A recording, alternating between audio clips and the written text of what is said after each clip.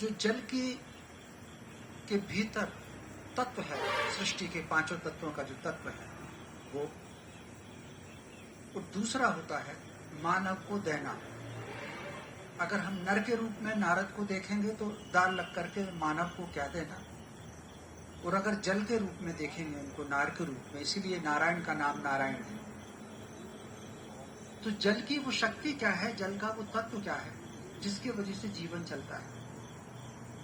अब अगर नारद जी को देखेंगे तो वो संवाद यहां से वहां ले जाते हैं। तो उनके जो हर व्यक्ति से संवाद हुआ है वो अलग तरह से हुआ है। अगर उनका संवाद याज्ञवल्क्य से हुआ है तो उसकी बौद्धिक ताकि जो सीमा है वो एक सामान्य व्यक्ति की समझ से अलग है।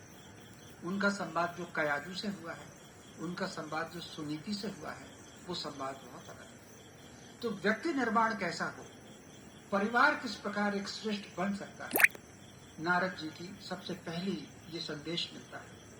आप सबने देखा होगा हिरण्याकश्यप के समय नारद जी के व्यक्तित्व की एक बड़ी विशेषता यह है कि वो हर युग में पाए जाते हैं। वो वैदिक युग में भी हैं, वो सतयुग में भी हैं, वो त्रेता में भी हैं, वो द्वापर में भी हैं। और ये माना जाता है कि कलयुग में जब कल की अवतार होगा तो वो कल की अवतार कहाँ से शिक्षा ग्रहण करें और उनको किस प्रकार के काम करना है, ये संदेश भी नारद जी इनको देंगे। तो नारद जी को अगर आप व्यक्ति निर्माण के तरीके से, परिवार निर्माण के तरीके से देखेंगे तो लक्ष्मी जी भृगु की बेटी है। आमतौर पर हम लोग मानते हैं कि लक्ष्मी जी समुद्र मंथन से प्रकट हुई है, वो उनकी छवि है। लक्ष्मी, श्री लक्ष्मी जो है वो महर्षि भृगु की बेटी है, जिनका विवाह विष्णु से हुआ।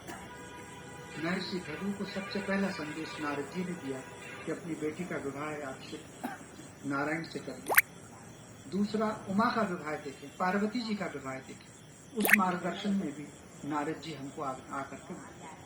अब व्यक्ति निर्माण और परिवार निर्माण, जो शिक्षा उन्होंने कयादू को दी है वो शिक्षा उन्होंने सुनीति को नहीं दी।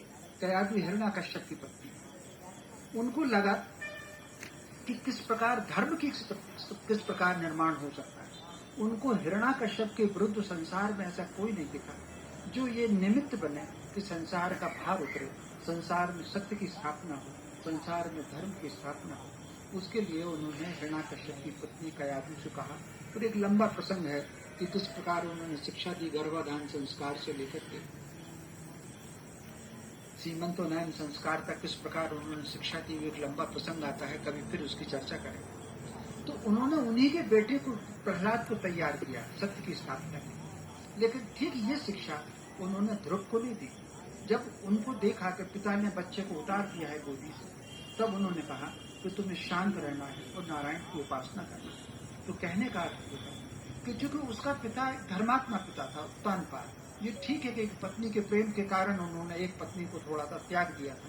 तो ये शिक्षा नारद जी ने ध्रुव को नहीं दी कि तुमको संघर्ष करना है अपने पिता के विरुद्ध या अपने भाई के विरुद्ध करना है। तो किस प्रकार संसार में धर्म का निर्माण हो सकता है, सत्य का निर्माण हो सकता है, ये पूरा का पूरा नारद जी का। नारद जी की एक दूसरी विशेषता ये है कि वो हर जगह आपको पाए जाते हैं।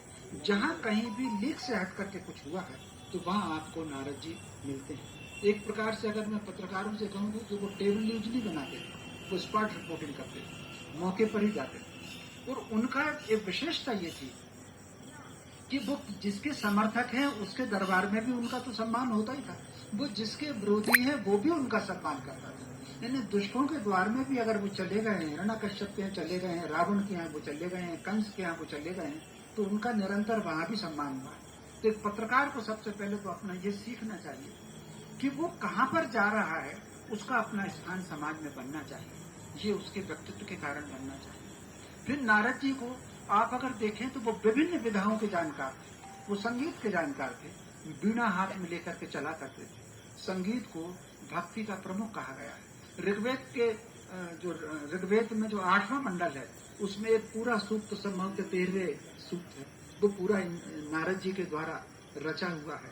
नारद संहिता है और नारद पुराण भी है। हमारे यहाँ 18 पुराण है, उसमें नारद पुराण भी है। वो नारद पुराण की विशेषता आप जानते हैं क्या है?